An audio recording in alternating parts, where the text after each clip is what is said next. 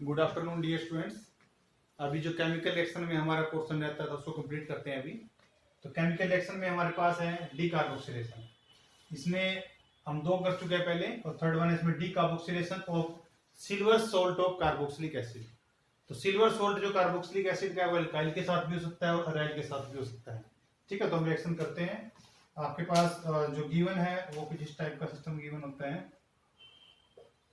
ये आपका silver salt है, एल्काइल भी हो सकता है, अराइल भी हो सकता है। मैं दोनों बना देता हूँ यहाँ पे। इसकी रिएक्शन हमें Br2 के साथ करानी है in non polar solvent like CCl4। Reflux condition आपको गिवन है।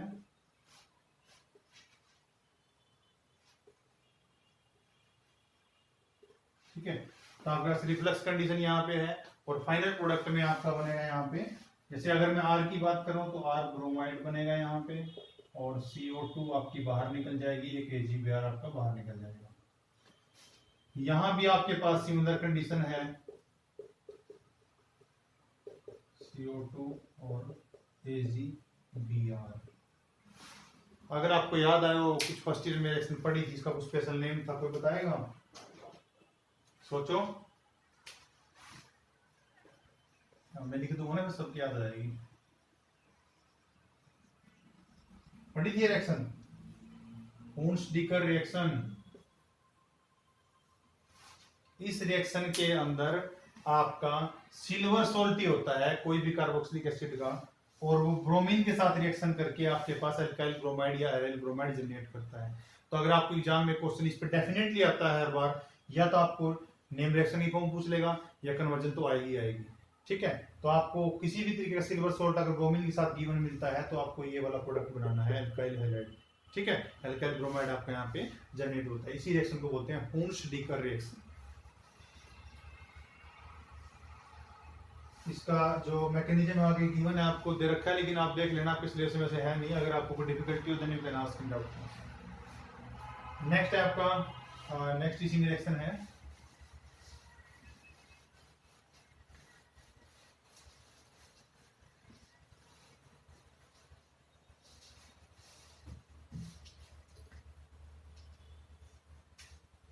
ये है आपका decomposition of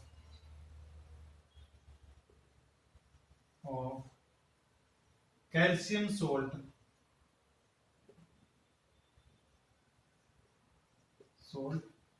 of fatty acid.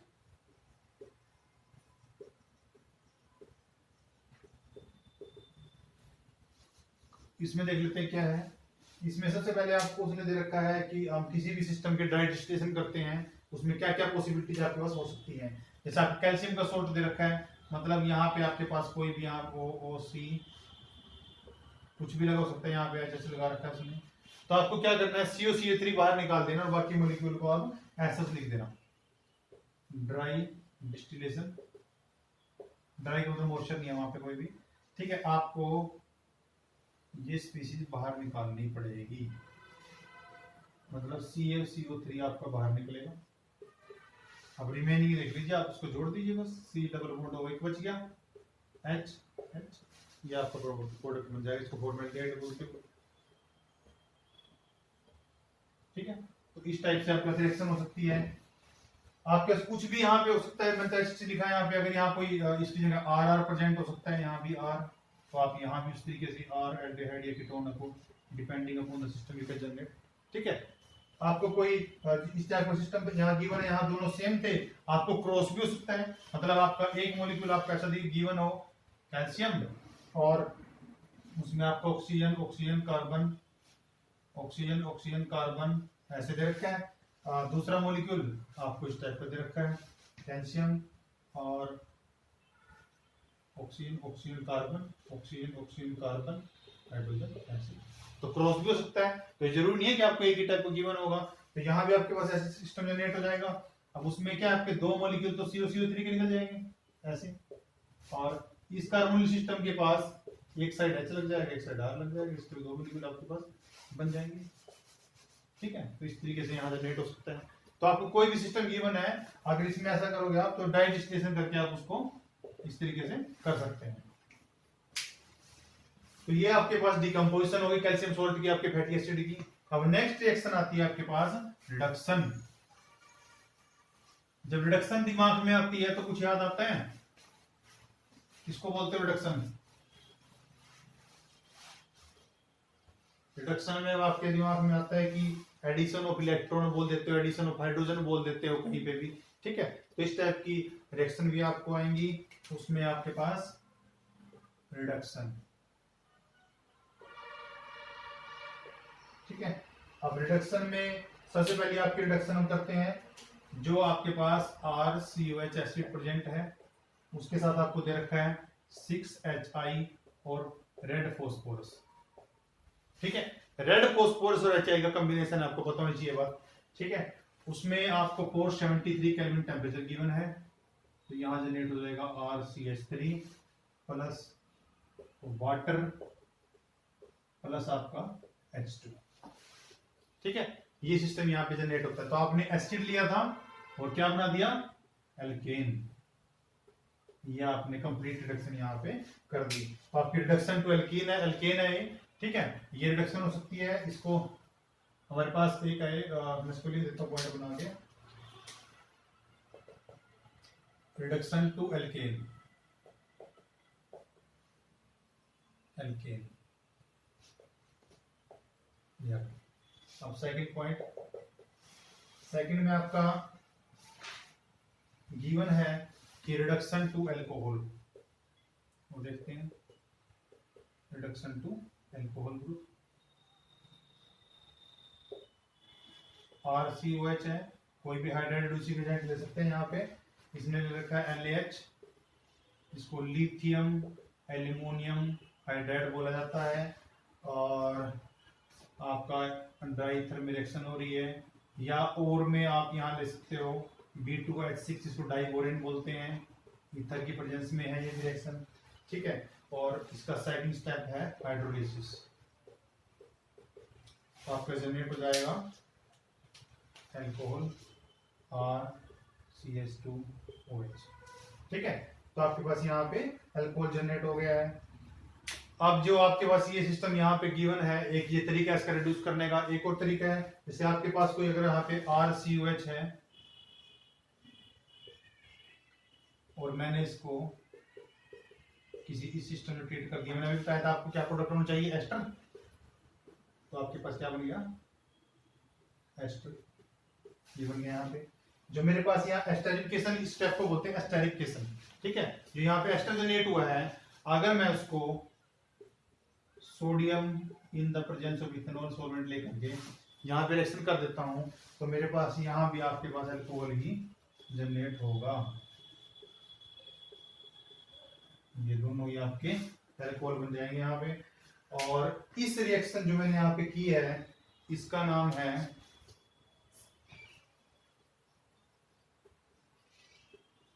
Reduction. इसका मैं फुल फॉर्म लिख देता हूँ यहाँ पे, बोलेट ब्लैंक रिएक्शन बोलते हैं इसको।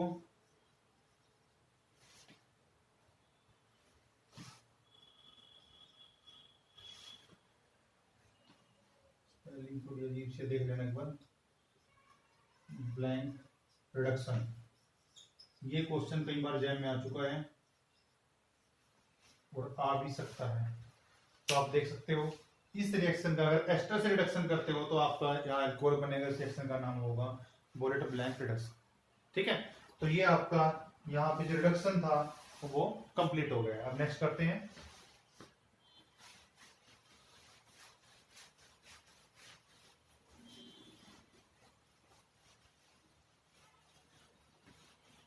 नेक्स्ट रिएक्शन हमें गिवन है,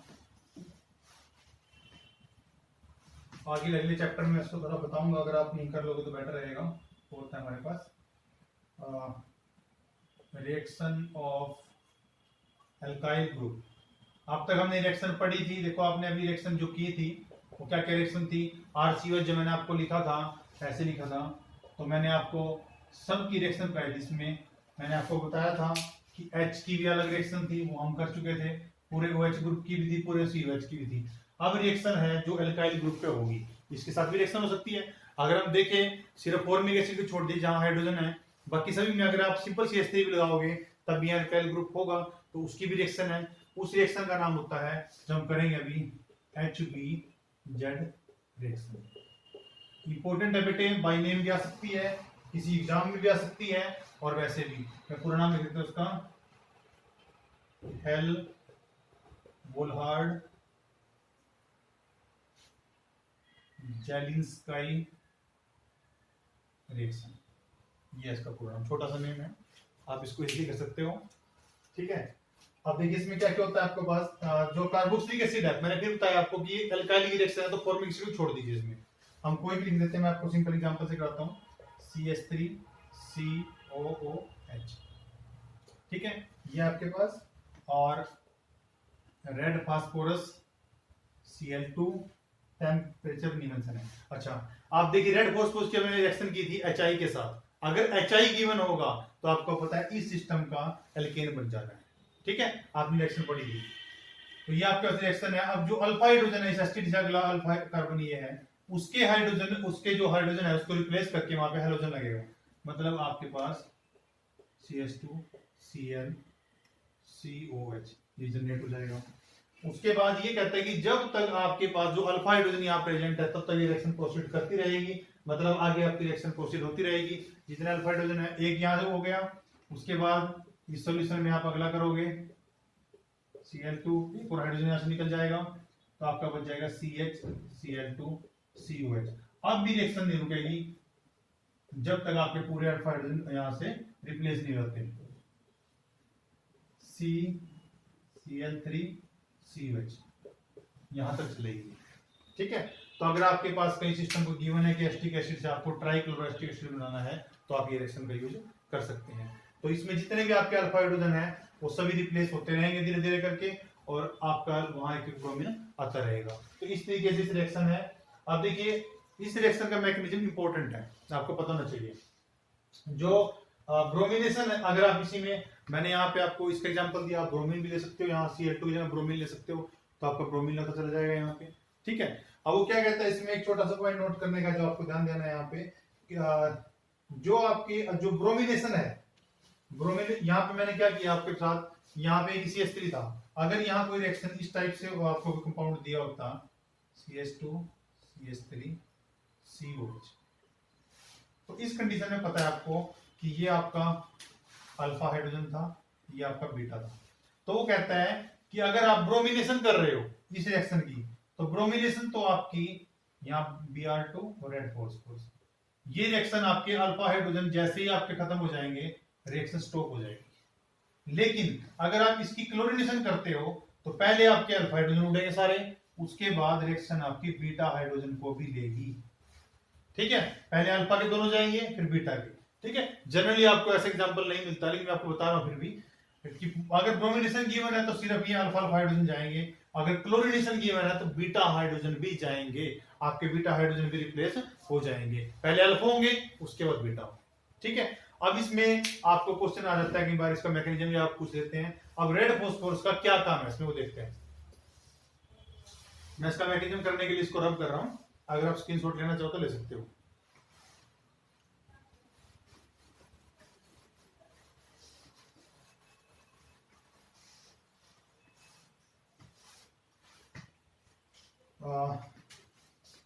फास्फोरस प्लस 3Br2 जब आपके पास मिलेगा तो यहां बनेगा 2PBr3।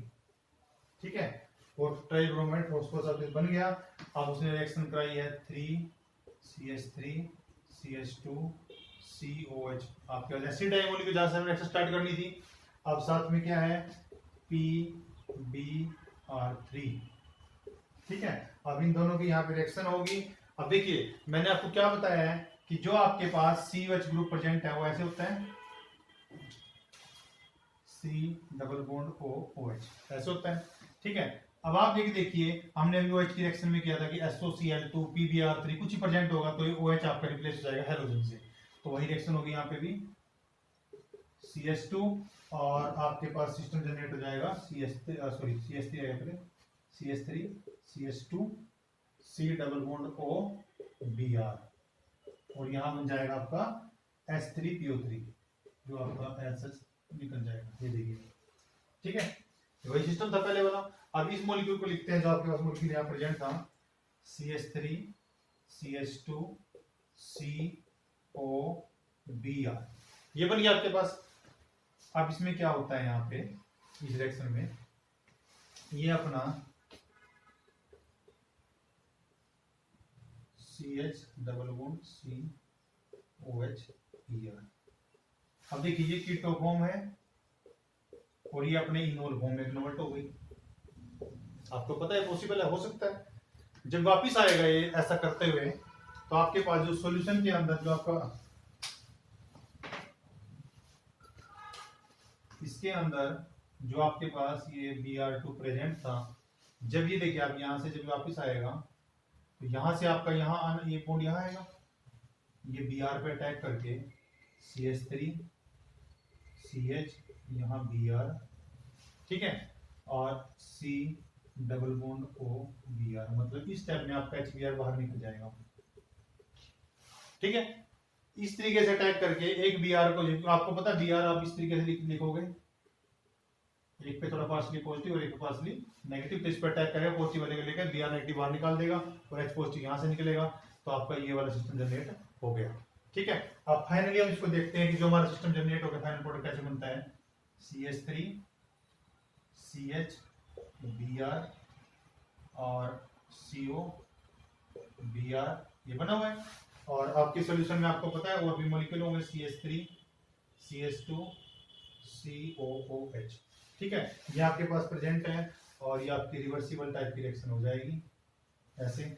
इसमें देखो आपका क्या होगा, आपका OH और Br आपस में रिप्लेस हो जाएगा। देखते हैं कैसे। अभी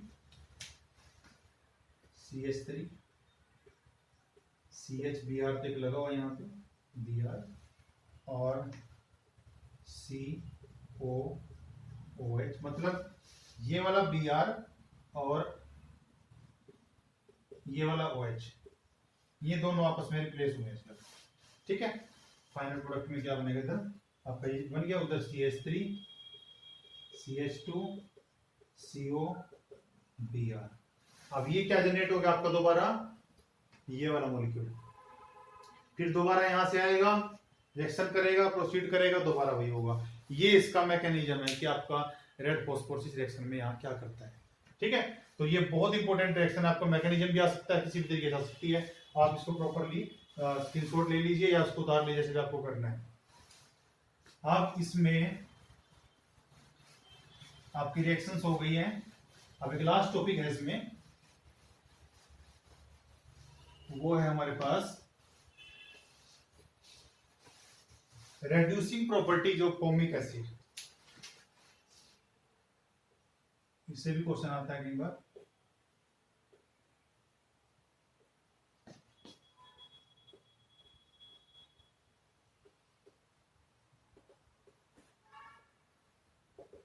ये ठीक है, आप देखिए, आप फॉर्मिक एसिड का वर्ड यूज किया, मैं फॉर्मिक एसिड लिख देता हूं यहाँ पे, आपको पता भी चल जाएगा क्या मॉलिक्यूल है।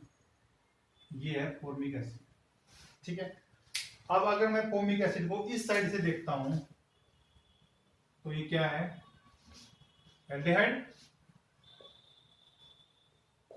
ठीक है भाई, अगर मैं इसको इस साइड से देखता हूं तो क्या है, एसिड। ठीक है, अगर हम एक साइड से देखें तो हमें क्या लगता है, एल्डिहाइड, उस साइड से आपको फॉर्मिक एसिड। इसका मतलब इसमें दोनों आपकी मोइटी प्रेजेंट है, तो इसको रिएक्शन भी दोनों की देनी चाहिए। ठीक है, तो हम पहले देखते हैं कि फॉर्मेल्डिहाइड वाली कौन कौन सी रिएक्शन ये दे सकता है। तो फॉर्मेल्डिहाइड जैसे आपके पास ये प्रेजेंट है कहीं भी, HCOH, और आप अगर इसकी ऑक्सीडेशन कर देते हो तो उस कंडीशन में क्या करता है, ये OH COOH, ये एक अनस्टेबल सी स्पीशीज आपकी कार्बोनिक एसिड की बन जाती है। कार्बोनिक एसिड, इसको हीट कर दीजिए, कार्बन डाइऑक्साइड और वाटर निकल जाएगा आपका। ठीक है, तो ये रिएक्शन एल्डिहाइड भी ऐसी देता है और ये भी देता है, तो एल्डिहाइड की इसमें रिएक्शन दे दी। दूसरा, जो आपका एल्डिहाइड है वो it act as reducing agent. कैसे बताते हैं आपको। सबसे पहला पॉइंट है आपके पास कि जो फैलिंग सॉल्यूशन होता है, फैलिंग सॉल्यूशन, उसमें रेड पीपीटी आ जाते हैं इसमें ऑफ, ठीक है, क्यूप्रस साइड के आपके पास रेड पीपीटी आ जाएंगे। दूसरा, जैसे टोलविंस रिजेंट होता है, रिजेंट जो सिल्वर मिरर आपका सिल्वर मिरर टेस्ट देता है, तो उसको आपके उस सिस्टम को भी सिल्वर मिरर में कन्वर्ट कर देता है, जो आप एल्डिहाइड भी करता है, वही प्रॉपर्टी शो कर रहे हैं। अगला है जो आपके पास KMnO4 है या K2Cr2O7 है, एल्डिहाइड उनको डीकलराइज कर देता है, ये भी प्रॉपर्टी शो करता है, डीकलराइज, ठीक है। तो आपको पूछा जा सकता है कि एल्डिहाइड आपका रिड्यूसिंग एजेंट क्या एक्ट करता है, तो फॉर्मिक एसिड भी कैसे एक्ट कर सकता है, या इनमें से कोई भी रिएक्शन जिस भी तरीके से चाहे वो हो सकता है। तो ये इसने एल्डिहाइड वाली प्रॉपर्टी शो कर दी कि ये चीजें जो एल्डिहाइड जैसी शो करता है। अब इसकी अगर बात करें, जो फॉर्मिक एसिड आपके पास प्रेजेंट है, ये सिस्टम, इसका एक रिएक्शन हो रखी है उसने, मैं ये लिख देता हूँ फोर्थ।